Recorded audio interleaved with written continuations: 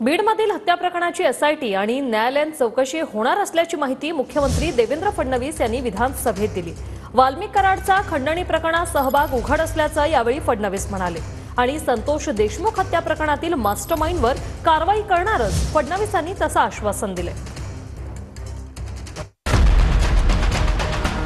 वाल्मिक कराडवर कारवाई होणार, बीड एसपीची बदली, मुख्यमंत्र्यांच्या मोठ्या घोषणा।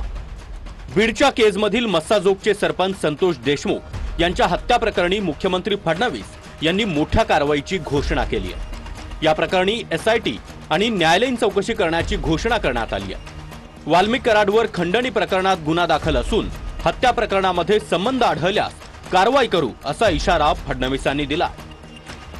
आम्ही कुणालाही सोडणार नाही म्हणणाऱ्यांनीच वाल्मिक कराडला सोडलं। संतोष देशमुखांची हत्या झाली ती खंडणीच वाल्मिक कराडनं मागितल्याचं आव्हाड यांनी म्हटलंय। आपण वारंवार वाल्मिक कराडचं नाव घेतलं म्हणून नाव घेऊन सांगतो की या गुन्ह्यामध्ये एका गुन्ह्यात तर त्याचा पुरावा दिसतोच आहे, त्याच्यावर कारवाई होणारच आहे, पण याही गुन्ह्यामध्ये जर वाल्मिक कराड बद्दलचे पुरावे असतील याचा विचार न करता कारवाई केली जाईल। आम्ही कोणालाही सोडणार नाही आहोत। तुम्ही वाल्मिक कराडला मोकळं सोडून टाकलं, त्याला सांगितलं की आम्ही 302 चा आरोपी करणार आहोत। ज्या खंडणीत ही हत्या झाली ती खंडणी मागितलीच आहे वाल्मिक कराडनी। वाल्मिक कराडच्या फोन मधल्या गोष्टी बाहेर येऊ नये म्हणून वाचवणार। वाल्मिक कराड खास माणूस असल्याचं मंत्रिमंडळातीलच व्यक्ती सांगतो, त्यामुळे धनंजय मुंडेंना हे सरकार घाबरतंय का असा सवाल आव्हाडांनी केलाय। म्हणजे धनंजय मुंडेला देखील हे सरकार घाबरते की काय अशी परिस्थिती आता महाराष्ट्रात निर्माण झाली आहे। मुख्यमंत्र्यांना असं म्हणायचं आहे का की धनंजय मुंडे आणि वाल्मिक कराडचा काहीच संबंध नाही?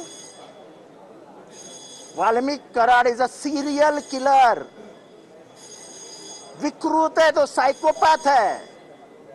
रामन राघव ज्या मानसिकतेचा होता त्याच मानसिकतेचा वाल्मिक कराड आहे। एसआयटी या प्रकरणाची पूर्ण चौकशी करेल, न्यायालयीन चौकशी देखील या संपूर्ण प्रकरणाची या ठिकाणी केली जाईल।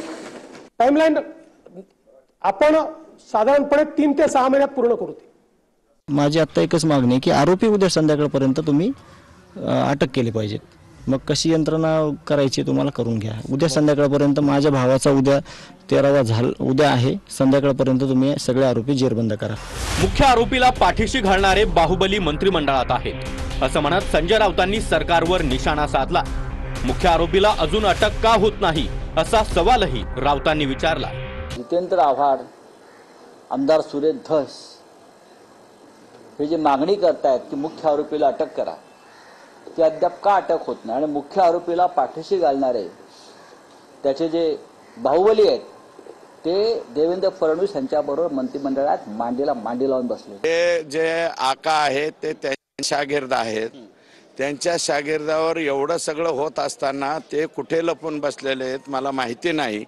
त्यांनी समाज माध्यमाच्या पुढे यायला पाहिजे, प्रसार माध्यमाच्या पुढे, समाजाच्या पुढे। नाव तर घ्यावं साहेब, एवढं काय आहे? आका कोण? त्यांना आका जो म्हणायचा आहे तो मंत्रिमंडळात आहे। आता आका म्हणजे आकाचा अर्थ बॉस कोण आहे? बॉस कोणाला म्हणतात बीडमध्ये? डी फॉर डॉन आणि डी फॉर नाव घ्यायला घाबरतोय म्हणजे बीड हत्या प्रकरणामध्ये बीडचे पोलीस अधीक्षक अविनाश बारगळ यांच्या बदलीचे आदेश दिल्याचं मुख्यमंत्री फडणवीसांनी सांगितलं। तर संतोष देशमुखांच्या कुटुंबियांना 10 लाखाच्या मदतीची घोषणाही फडणवीस यांनी केली आहे। या संपूर्ण प्रकरणाची गंभीरता आणि त्यासोबत या ठिकाणी जी प्रकरणं बाहेर येत आहेत या सगळ्या प्रकरणांमध्ये कुठेतरी पोलीस प्रशासनाची कुचराई दिसत असल्यामुळे बीडच्या एसपींना ट्रान्सफर करण्याचा निर्णय हा या ठिकाणी मी घेतलेला आहे। या वाल्मिक कराड यांच्या इशाऱ्यावर या सगळ्या गोष्टी होतात। या सरपंचाच्या हत्येमध्ये वाल्मिक कराड यांच्यावर अंगुली निर्देश जातो सभापती महोदय।